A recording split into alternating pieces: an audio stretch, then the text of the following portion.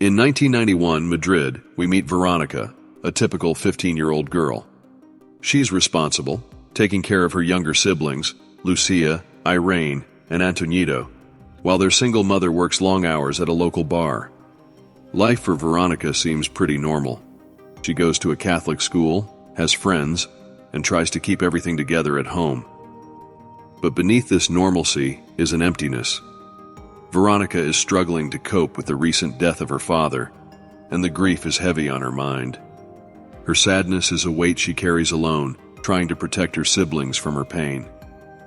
One day, during a solar eclipse, a moment when the world itself seems off balance, Veronica and her two friends, Rosa and Diana, sneak away to perform a séance using a Ouija board. Veronica wants to contact her late father, hoping for some kind of closure or sign from beyond. They meet in the basement of their school, a dimly lit, almost forgotten room.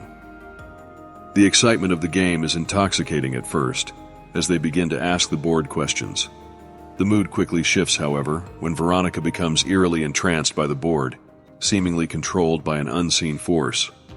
Her hands tremble on the planchette, and suddenly, the glass they're using as a pointer shatters, cutting her hand. At that moment, the eclipse fully blocks the sun, plunging the room into a strange darkness. Veronica loses consciousness, collapsing in a way that suggests she's been taken by something dark and mysterious. Her friends, terrified, wake her, but something is wrong. Veronica feels it.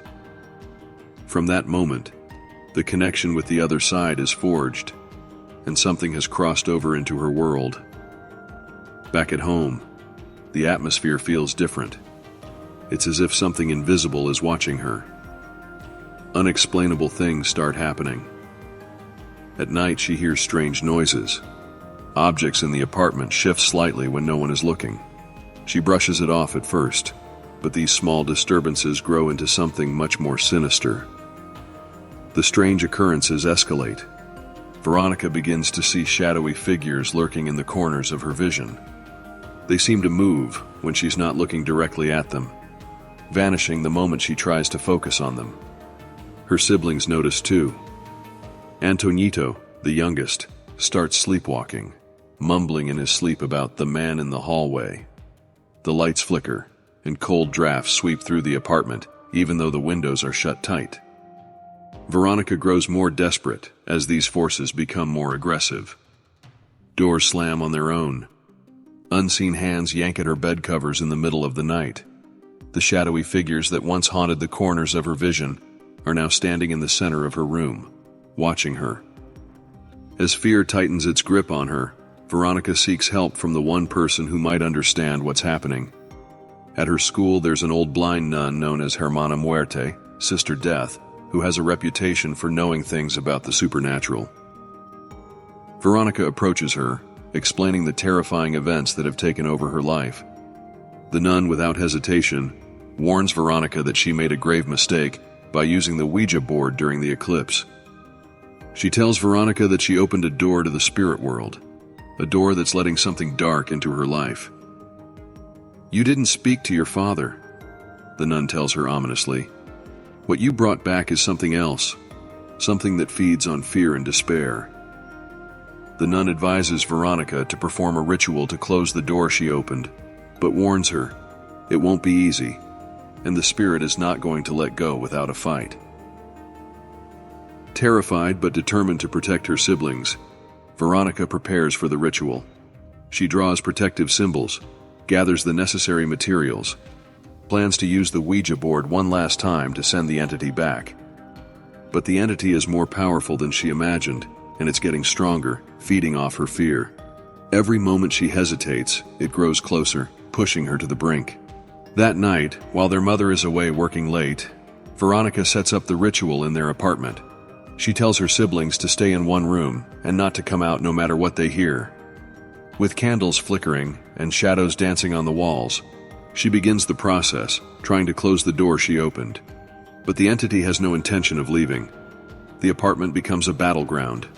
Objects fly across the room, lights burst, and the very air seems charged with a malevolent energy. The dark figure, the one that had been watching her, fully reveals itself, towering over her, its presence overwhelming. In a panic, Veronica realizes she can't control it. The entity has latched onto her and won't let go. Her siblings, scared by the noises, rush into the room despite her warnings. The entity's attention shifts to them. Desperate to protect them, Veronica fights back with everything she has.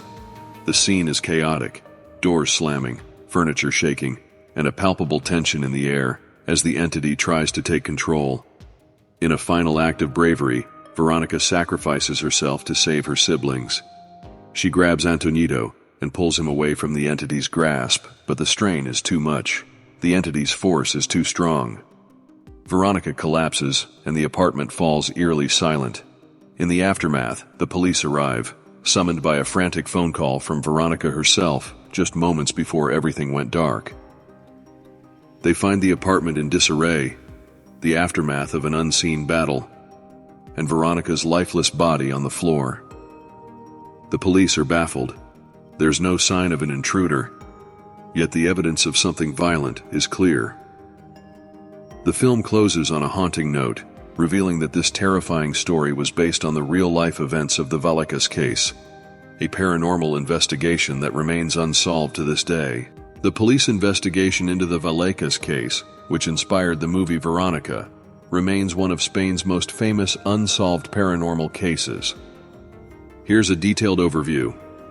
In 1991, a 15-year-old girl named Estefanía Gutiérrez Lázaro, who the character Veronica is based on, died under mysterious circumstances after allegedly performing a séance using a Ouija board at school.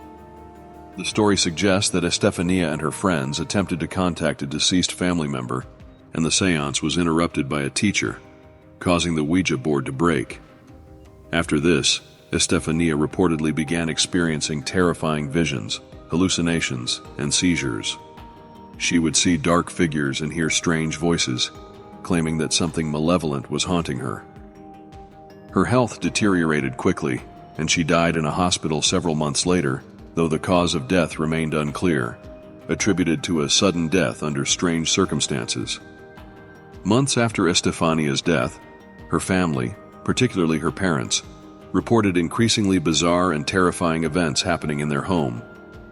These included unexplained noises, objects moving on their own, and shadowy apparitions. They reported furniture sliding across the floor, doors slamming shut without explanation, and loud bangs occurring throughout the night. One of the most frightening accounts was that the family saw a dark, shadowy figure moving through the house. In November 1992, the family was so terrified that they called the police, claiming their house was haunted. When officers arrived at the house, they found the family in a state of panic. According to official police reports, the officers themselves witnessed some of the strange occurrences, which is what makes the case so famous. The responding officer, Inspector Jose Pedro Negri, and his team documented what they experienced that night, which included unexplained loud noises. The officers reported hearing loud bangs that couldn't be traced to any source. They witnessed a heavy armoire door suddenly open on its own, even though no wind or external force seemed to cause it. The police noted strange scratches on a table and walls, which appeared as if made by unseen hands. Although not all officers reported seeing this, some accounts mention witnessing dark figures or fleeting shadows moving through the house.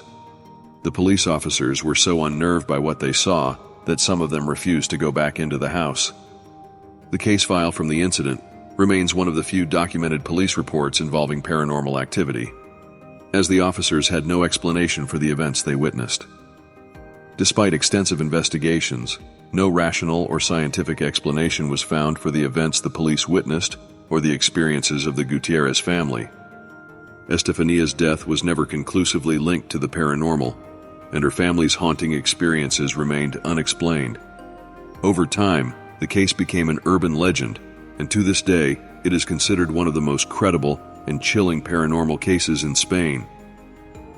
While skeptics suggest that the family's experiences could have been the result of psychological trauma, hallucinations, or natural causes, like structural issues in the house, the official police report, with the strange events witnessed by trained officers, adds a layer of mystery to the Vallecas case. This unsolved mystery is what gave rise to the inspiration behind Veronica, blending real-life supernatural experiences with cinematic horror.